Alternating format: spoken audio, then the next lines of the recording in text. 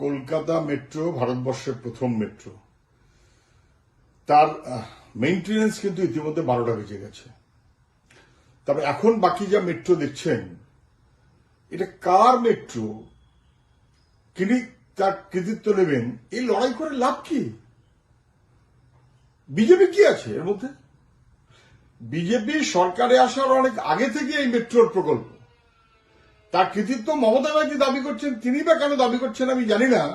ধরা যাক east West metro, ওর উদ্বোধনের অনুষ্ঠানে প্রণব মুখার্জি আছেন, বুদ্ধদেব ভট্টাচার্য আছেন, তৎকালীন বাম সাংসদরা আছেন, সুভাষ চক্রবর্তী আছেন। কোথায় মমতা ব্যানার্জি? বরং সেই মেট্রোর লাইন এদিক ওদিক করে তালগোল যদি কিছু পাকানো হয়ে থাকে, এক, এবং দুই, ক্রমশ সময় নষ্ট করে যদি খরচ বাড়ানো হয়ে থাকে, তার দায় মমতা ব্যানার্জি নিতে পারেন, পরে এই সরকার নিতে পারে। আসলে মেট্রোর প্রাথমিক প্রস্তাব যাদের আমলে, যাদের সময়, তখন দিল্লিতে কংগ্রেস, পশ্চিমবাংলায় বামফ্রন্ট, তারা কেউ দাবি করছে না। দাবি করে লাভ কি? তৃণমূল, বিজেপি, একটা লড়াই ভাব সব ব্যাপারে। বাম আমলের পুরনো পরিকল্পনা সবাই জানেন, পুরনো ছবি সেই কথাই বলবে।